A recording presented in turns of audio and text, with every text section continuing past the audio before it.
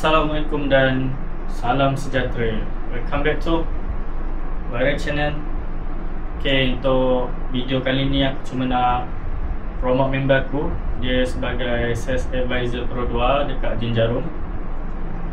Jadi siapa-siapa yang area Kelang, area Teluk Paling Garang, area Jin Jarum, area Banting, korang boleh roji dia lah kalau nak beli kereta Pro 2. Nanti aku share dia punya name card dekat dalam video ni. Siapa-siapa yang nak beli Saga NC3 pun korang boleh roger dia. Aku pun baru je berurusan dengan dia lah. Alhamdulillah, proses aku dengan dia pun dalam sebulan je aku dah keluar aku punya Pro 2 Beza 1.3X. Kira alhamdulillah senang lah dengan dia ni. Dia pun jenis yang friendly lah, ramah. Siapa yang nak tanya dia, korang boleh je lah roger dia kan.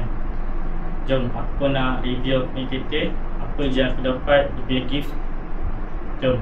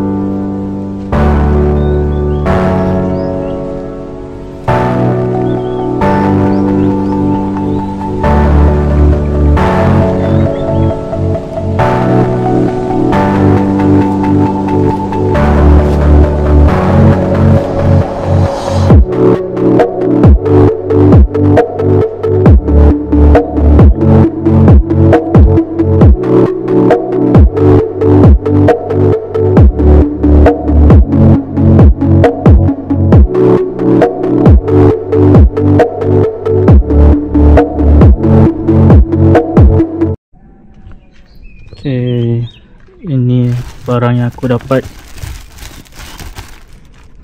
Tahu lah ni dapat apa aja, aku pun tak tengok lagi.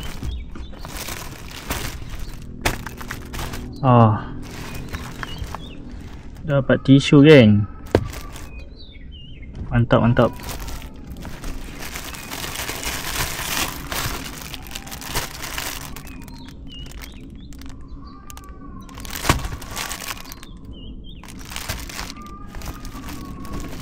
Macam banyak agak dia bagi ni.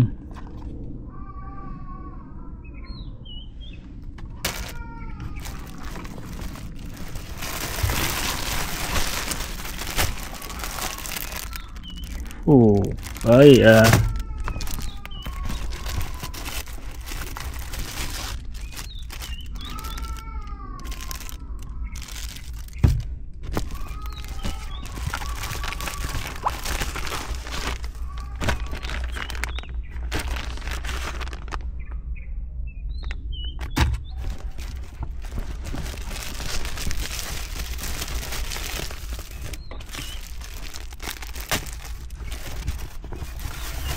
Ni dia aku dapat barang.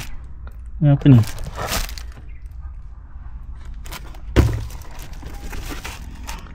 Ni aku pun tak buka lagi. Tak tahu apa. Oh.